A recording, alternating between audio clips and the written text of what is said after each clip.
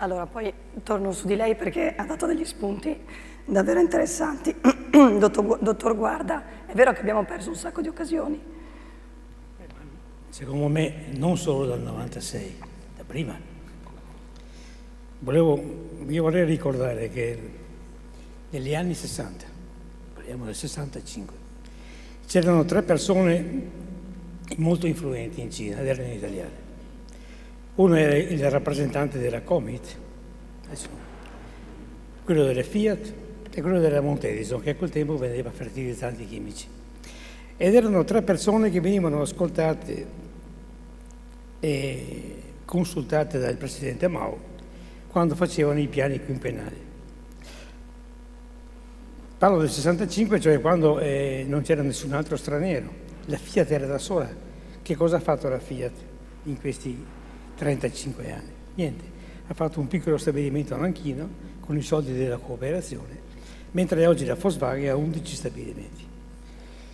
Oggi il mercato dell'automobile in Cina è il più grande del mondo, 12 milioni di vetture vengono vendute ogni anno, ma soprattutto oggi la macchina tedesca è uno status. Infatti l'Audi vende 120.000 vetture ogni anno. Questo è per dire che le occasioni perse sono state molte, ma io vorrei, se mi consentite, leggervi 10 righe dell'articolo che è apparso ieri sul Corriere della Sera a firma di Dario De Vico. Per qualcuno la Cina è interamente un'occasione, per noi italiani, è metà un pericolo e per metà un'opportunità che ancora non sappiamo cogliere. La contraddizione sta qui: mentre temiamo che le nostre aziende chiudano davanti alla concorrenza sleale, sogniamo ad occhi aperti che la loro middle class, che viene considerata in 280 milioni verso il 2035, sostituisca il consumatore americano e compri vestiti, piastrelle, vino, parmigiano, prosciutto e mobili made in Italy. Potremmo andare avanti ancora molto, però il problema qual è?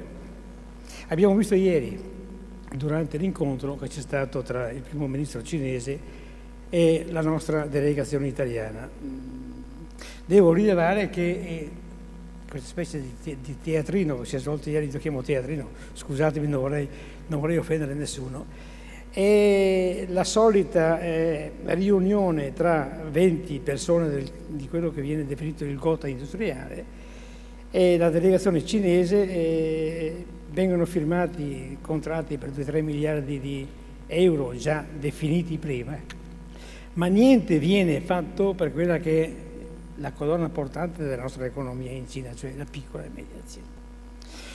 Ora, l'avvocato che mi ha preceduto giustamente ha detto che abbiamo perso molte occasioni. Io direi che la prima occasione che si perde quando si va in Cina è la diffidenza. Noi abbiamo una diffidenza atavica nei confronti dei cinesi.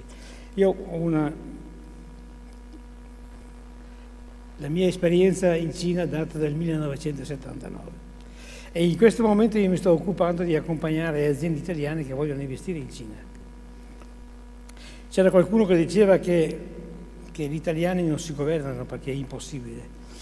Molte volte io dico che bisognerebbe parafrasare questa frase e trasportarla sugli imprenditori italiani. Qualche volta è impossibile lavorare con loro perché c'è una diffidenza su tutto quanto quello che riguarda il rapporto con la Cina. Se ne parlava prima per quanto riguarda i rapporti della proprietà industriale, dei brevetti e quant'altro.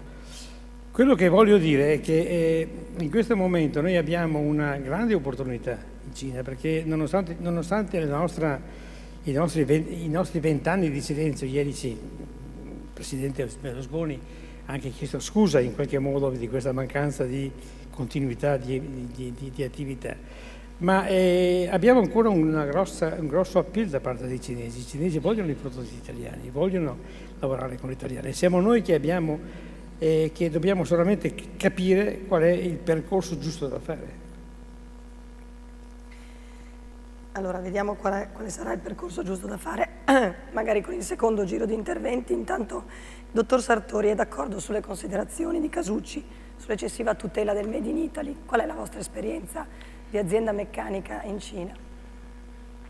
Sì, allora diciamo innanzitutto che la nostra esperienza in Cina è stata estremamente positiva.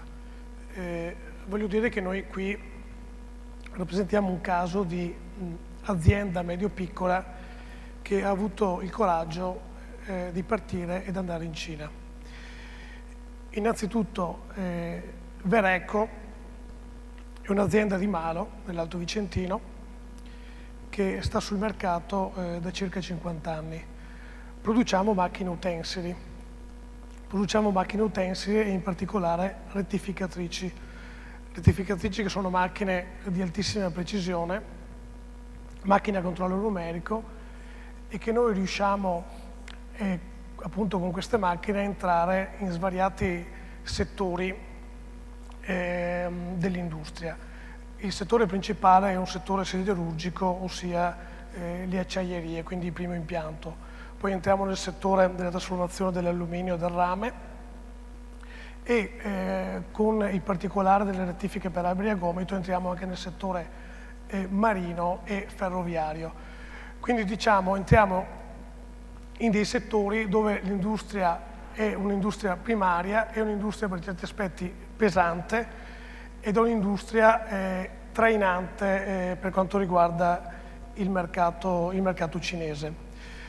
Quando noi abbiamo deciso di entrare appunto in questo mercato, ci siamo posti degli interrogativi su quale potesse essere la strategia migliore per poter avere un successo.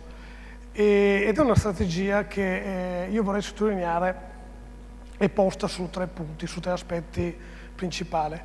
Innanzitutto abbiamo analizzato un aspetto che io chiamerei geografico-territoriale.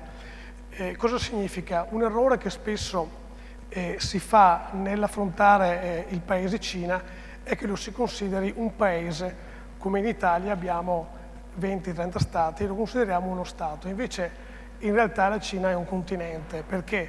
Perché ha una superficie territoriale che è pari più o meno alla superficie europea. E se noi andiamo a escludere dall'Europa la Russia, vediamo che la Cina ha circa 10 milioni di metri quadri contro i 6 milioni più o meno dell'Europa.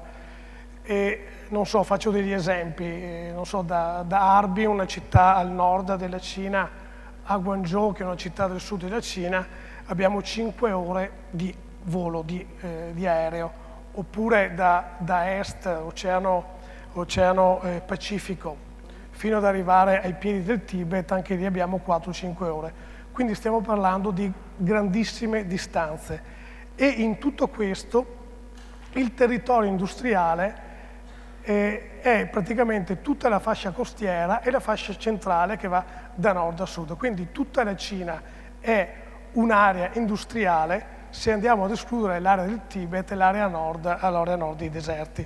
Il secondo aspetto fondamentale è un aspetto culturale. I cinesi, indubbiamente la cultura cinese è una cultura molto distante dalla nostra, quindi bisogna entrare in un mercato, io dico in punta di piedi, e capire quali sono le esigenze con cui mi trovo ogni giorno ad affrontare nell'affrontare una trattativa tecnica, commerciale, e quindi avere un successo in questo. Il cinese è una persona che ha mediamente una buona cultura tecnica, ma per sua natura non è che sia poi così aperto allo straniero, alla società e alla cultura straniera. Perché? Perché storicamente la Cina, io la definisco un popolo nazionalista, che secondo me è un aspetto positivo. Nazionalista vuol dire un popolo che si vuol bene, un popolo che è compatto. Ecco che si può fare riferimenti storici alla Cina di Mao, ed ecco che il perché Hong Kong, Macao tornano indietro e ogni tanto si sente la diatriba con Taiwan che la rivogliono anche loro. Mentre noi italiani siamo un popolo che ognuno va per conto suo, non si trova mai una coesione e questo danneggia in primis gli italiani e le proprie imprese. Questo è un aspetto secondo me importante, perché quando poi si va a trattare e si va a avere anche delle diatribe, si scoprirà che poi i cinesi, in questo caso gli agenti, tendono soprattutto a difendere quelli che sono i clienti cinesi piuttosto che piuttosto che il produttore, il fornitore di beni. Poi bisogna dire che il cinese è una persona, per la nostra esperienza, estremamente corretta negli affari, mantiene gli impegni e anche qui probabilmente si va a toccare qualcosa che generalmente la gente non pensa, che il cinese sia una persona corretta. Il terzo aspetto è un aspetto di forma. La stragrande maggioranza delle aziende cinesi sono aziende statali, quindi sono dei grandi carrozzoni, ma pur essendo dei carrozzoni, nel momento in cui loro hanno l'esigenza di affrontare un progetto, di fare un investimento e il budget è disponibile, l'investimento è molto rapido. I tempi di decisione sono molto rapidi e qua probabilmente è un'altra sorpresa, quello che si diceva anche prima negli interventi precedenti, quando si parlava di una giustizia rapida, no, nei confronti di quello che avviene in Italia. I tempi di decisione delle aziende cinesi sono ben più rapidi delle aziende indiane, ma anche delle aziende italiane. Questi, ripeto, sono degli aspetti, secondo me, basilari. Nel momento in cui Vereco ha deciso di spingersi in Cina, ha provato ad analizzare questi aspetti. Ha trovato una persona, diciamo anche per fortuna, perché poi ci vuole anche la fortuna per avere successo negli affari. Ha trovato, ripeto, una persona che aveva degli agganci, era ben introdotto nel settore siderurgico e l'azienda ha deciso di dare fiducia a questa persona e quindi di investire appunto nel progetto Cina. E come abbiamo analizzato gli aspetti, cioè come abbiamo messo in pratica gli aspetti che ho detto precedentemente? L'aspetto territoriale l'abbiamo affrontato mettendo in piedi un ufficio di rappresentanza a Pechino, guidato da persone cinesi, ma un costante monitoraggio di noi italiani che abbiamo visitato per 4-5 anni, direi, la Cina in maniera mensile, quindi con presenze di 10-15 giorni al mese. Questo ha permesso di far sì che Vereco non fosse più soltanto un'azienda italiana, ma anche un'azienda che aveva un radicamento in Cina. Quindi il discorso della lingua veniva, il problema della lingua veniva meno perché c'era un contatto diretto tra cinese e cinese e questo ci ha permesso di incontrare molte aziende e quindi di diciamo, pubblicizzare il nostro prodotto nella maniera più adeguata. Nello stesso tempo non è che una volta che abbiamo deciso di avere un ufficio abbiamo abbandonato gli altri agenti che esistevano, anzi li abbiamo dapprima scremato e poi gli abbiamo dato un mandato comunque a proporre le nostre macchine. Perché? Perché la Cina è talmente vasta e un'organizzazione unica non può arrivare dappertutto e soprattutto se si lavora in settori diversi, come dicevo precedentemente, bisogna avvalersi di persone in grado di raggiungere ogni singolo settore.